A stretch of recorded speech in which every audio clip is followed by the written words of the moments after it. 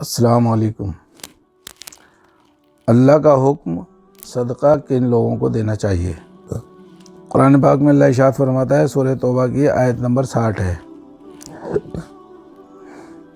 صدقے صرف فقیروں کے لیے ہیں اور مسکینوں کے لیے اور ان کے وصول کرنے والوں کے لیے اور ان کے لیے جن کے دل پرچائے جاتے ہوں اور گردن چھڑانے میں اور قرض داروں کے لیے اور اللہ کی راہ میں اور رہ رہو مسافروں کے لیے فرض ہے اللہ کی طرف سے، اور اللہ علم و حکمت والا ہے۔ یعنی کہ اللہ پاک نے ارشاد فرمایا ہے قرآن پاک میں کہ صدقہ یعنی کہ ہر کسی کو دیا جائے، اور صدقہ جو ہے وہ دینے کا اللہ کے رسول نے جو ہے عام کرنے کے لیے کہا کہ صدقہ دو، کیونکہ صدقہ جو ہے بلاؤں کو ٹالتا ہے۔ اللہ پاک یعنی کہ جو حقدار ہیں ان کو ان تک صدقہ پہنچنا چاہیے، وہ اللہ پاک نے یہ بتا دیے جو میں نے قرآن کی آیت پڑھی۔ اللہ قبول فرمائے، عمل کی توفیق دے۔ السلام علیکم۔